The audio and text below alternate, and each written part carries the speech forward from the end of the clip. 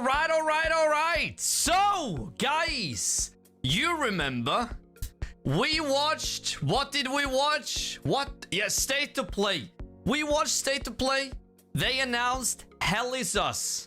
Well, we got an extended gameplay video from PlayStation. So now we get to see what the game is about.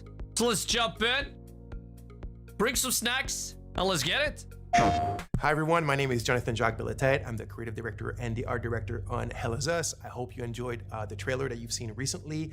Today we're back in the spotlight. We're going to show you a bit of gameplay, a bit more than you've seen in the trailer, and I hope that you will enjoy this part greatly. All right, so let's start with the basics. So Hell Is Us is set to be released in 2025. It's for pretty much everything, so Xbox Series X, PlayStation 5, and PC.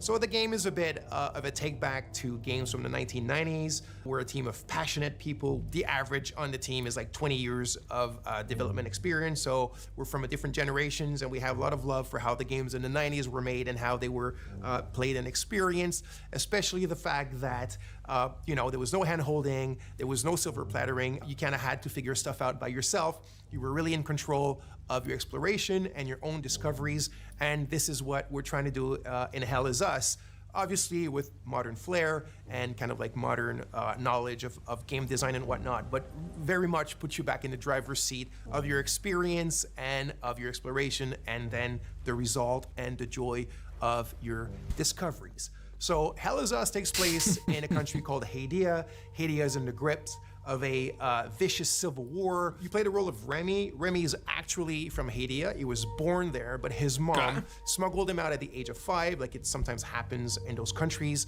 And what I mean by that is Hadia is a hermit state, it's a turtle state. It's completely closed off on itself. Nobody goes out, nobody comes in, and that's why Remy's mom decided to smuggle him out so he can have a better life. He grew up in the foster home system, or the foster system in Canada. He's always wanted to come back to Hadia. He wants to find his parents again. He wants to kind of like confront them. He's got a lot of questions for them. He understands why they abandoned him, but yet, abandonment is pretty much the biggest trauma that a child can have.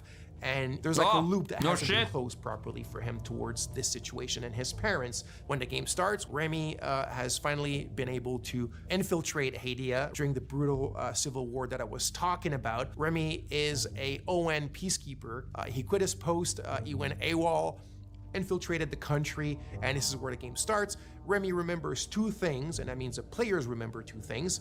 It's that his village of birth was called Jova, and his father was the blacksmith of Jova. Those are the only clues you begin the game with, and these are the only clues that Remy also know. So equipped with this knowledge, with these clues, you begin the game and you try to find your way to Jova. You must be lost to wander around Sinedra Forest. I'm afraid I have very little to offer. A group of...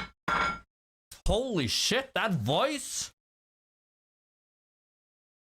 That is deep and very enjoyable to listen to. I want to listen to it more. Forest. I'm afraid I have very little to offer. A group of strange-looking soldiers arrived here last night in an APC. And perhaps you can ask them for help. It's not the first time I've seen them. They always seem to be snooping around here for something. They parked their APC just beyond the woods, to the north. Once in the woods, follow the wind chimes. They will lead the way through. The gate to enter the woods is locked. Here, take this key to unlock it.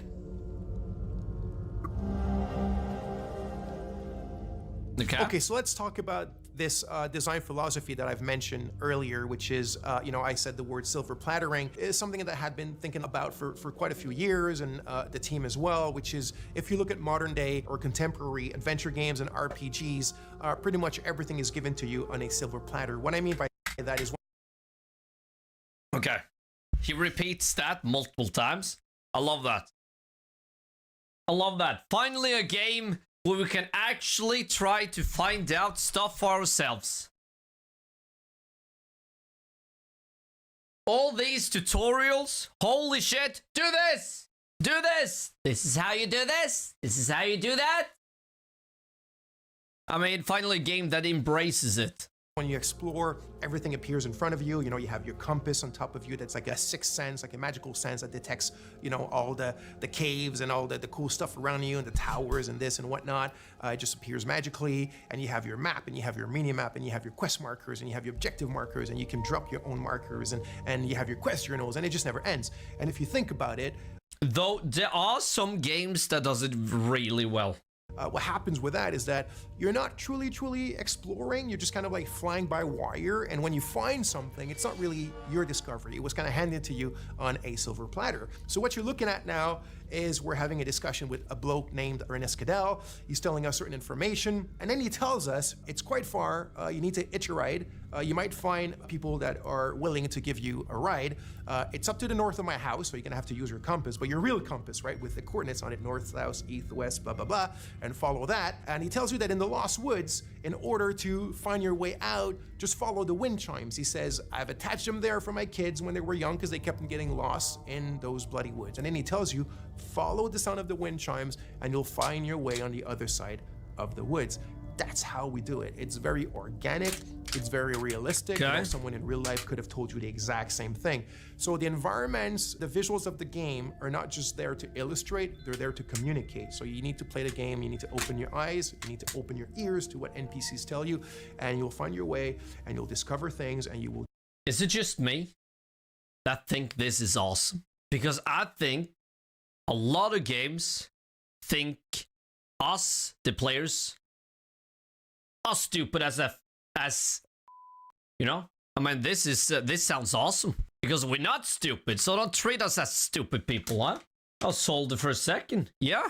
Truly own your discoveries and the great joy that comes with that.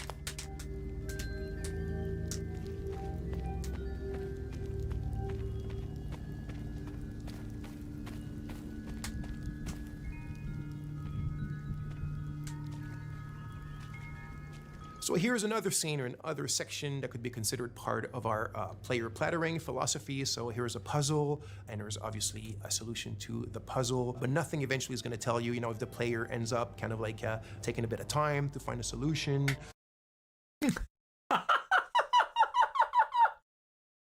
Right! There's so many games you don't want to answer, but you got a dude that follows you. Maybe look in the book.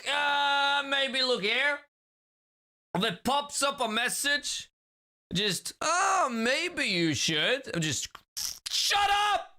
I've only spent 5 minutes. Uncharted?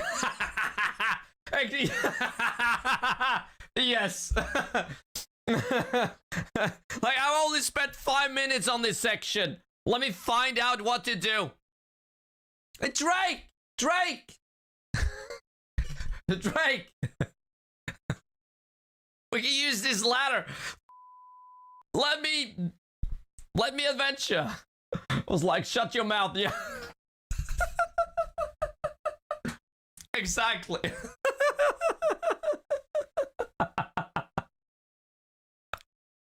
There's not going to be any artificial kind of ways that are going to help him or tell him what to do. Remy's not going to start talking to himself or i.e. talking to players. All that.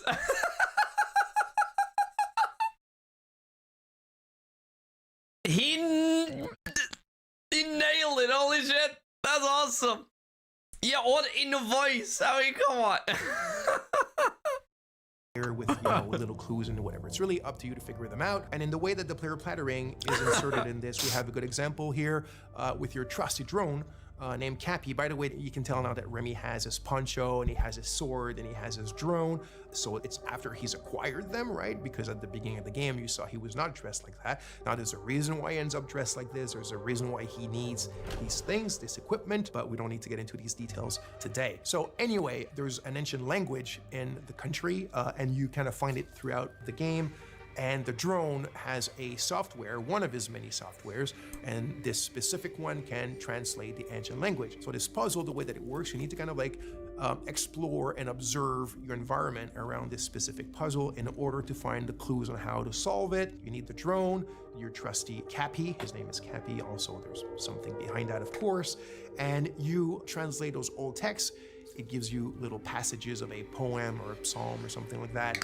And through what they tell you and the order in which they seem to have to be pieced back together, you find your clues on what this puzzle does and how to solve it. So again, the players are kind of like just led to their own devices, but things are there, the answers are there, and you have to explore. And again, I repeat it, you have to open your eyes and open your ears, and you'll figure it out.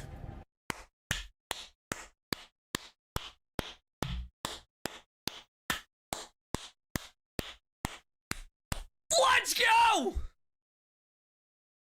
He gets it. He gets it. Now go tell the big developers the exact same thing. Come on, my man. Come on.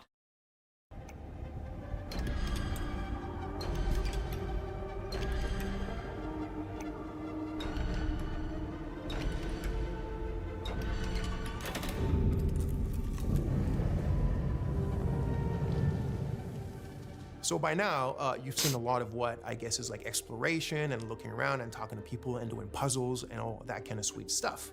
But if you've seen the trailer, you of course notice that there's another big aspect to the game, which is third-person melee combat. So we like to say that the game is 50% exploration and 50% combat. Ooh. The game is not at all only about combat, and it's definitely not at all just walking around and figuring stuff out. It's the combination of both, and we also think that the way that we've combined them is quite refreshing and quite unique in Hell Is Us.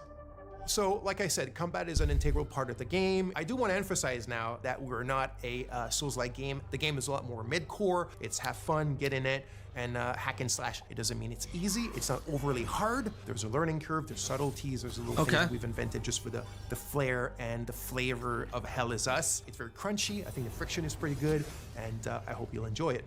Sweet. So there's a wide variety of enemies in the Trial game. and error. So we have kind of like the more common enemy type, which we call the Hollow Walker. So it's these kind of humanoid, bipedal, white enemies that you can see here with the holes in their faces and their chests and whatnot. So obviously there's a reason why they're called Hollow Walkers, and there's different types of them and different kind of tiers of strength and powers. But when you're facing pretty much the biggest threats in the game, it's what we call like a dual entity. So it's like a Hollow Walker has a haze inside of it. So it's when the haze is present. I mean, what the hell is this? That's what I'm wondering. Like, this looks like some Siva thing. Awesome, yeah. Yeah, it is. Finally, someone that actually makes something different. You know, just out of this world. I'm not gonna get into the details right away of what the haze represents. It's all like Kojima. He does something different every game. And I feel like this is a game that changes things up a bit. Originality. part of the lore and what you will figure out in the game.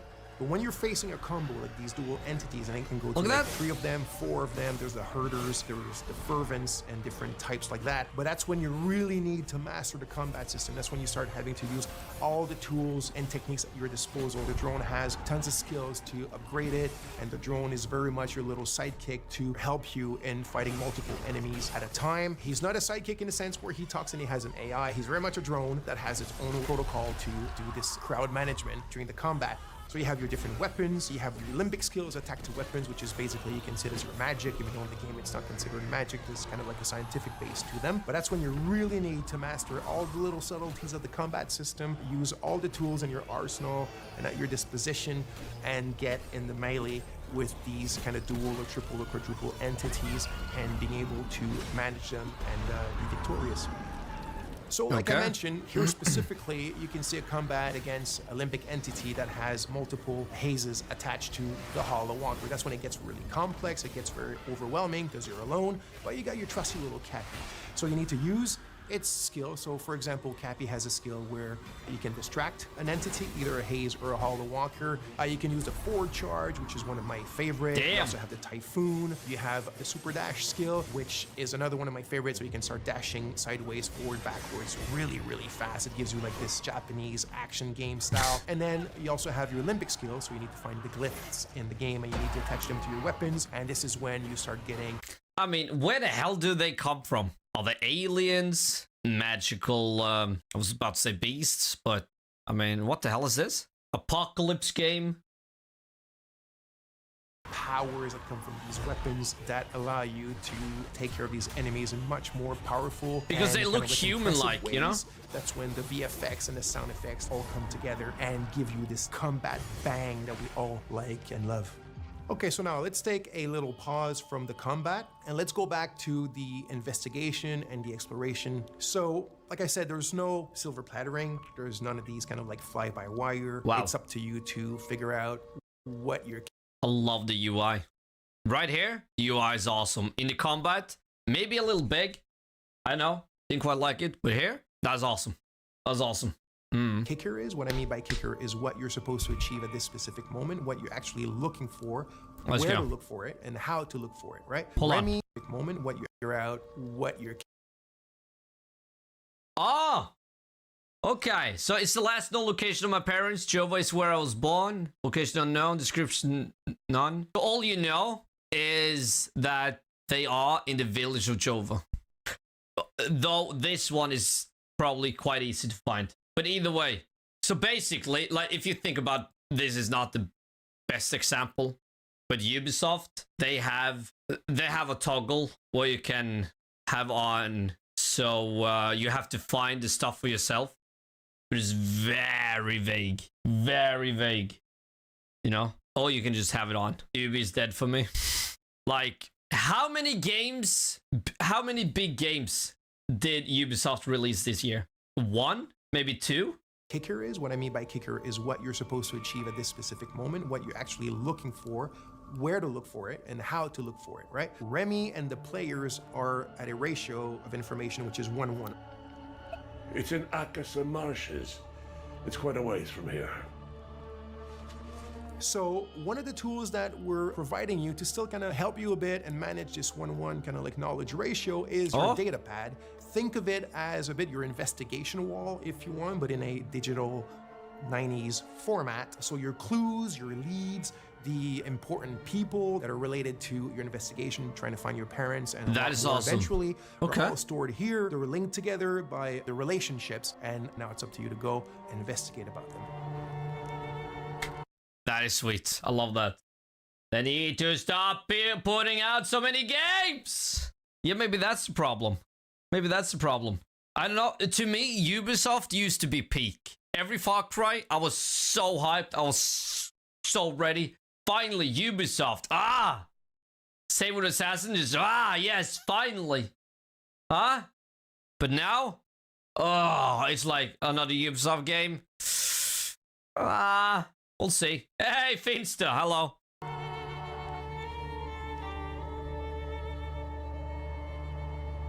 So as you can see here, some of the areas can be quite wide opened. This one here called the Casa Marshes is one of the bigger ones.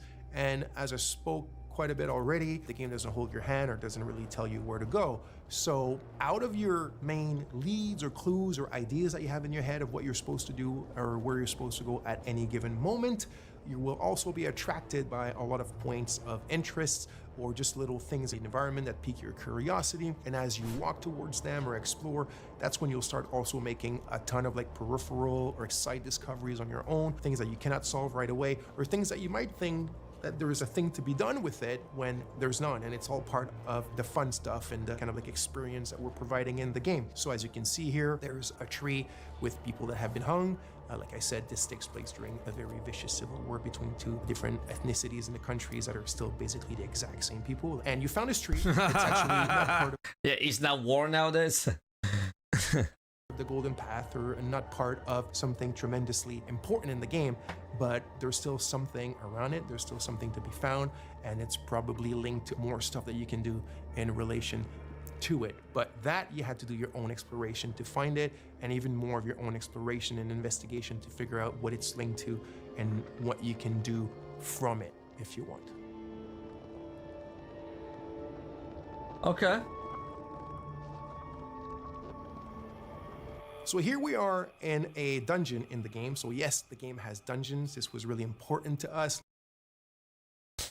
Have a good rest of your stream. I'll be working on some schoolwork. Hey, Finster, do that, do that. Are you gonna play Throne of Liberty tomorrow? Oh, it's a great game. It's a great game. Like I said at the beginning, there's a bit of a love letter to games from the 90s, but one of the challenges was the game takes place in a contemporary setting. The game takes place in 1993, and yet we still wanted dungeons in the game, and I didn't want the dungeons to take place in an abandoned metro station or, you know, in an abandoned factory because it's the modern era. I still wanted the dungeons to be very ancient things. And this brings us to another really important aspect of the game, or one of the very important themes of the game, which is history, historicity, deep history. So history that goes even before history. So there's a lot of mysteries and a lot of lore, and the origin of what's going on in the country and the link to the Civil War is all tied to that deep history and also what has happened since. I won't get into too much details because that will be part of another video for you guys, but you can see a bit of it here, and it shows you the varied palettes and moods and atmospheres that we have in the game, which also I think is something quite interesting and unique that we're doing in Hell Is Us. Wow, that is awesome. Give me this game now. Let's go, Lacey. It looks good. It does.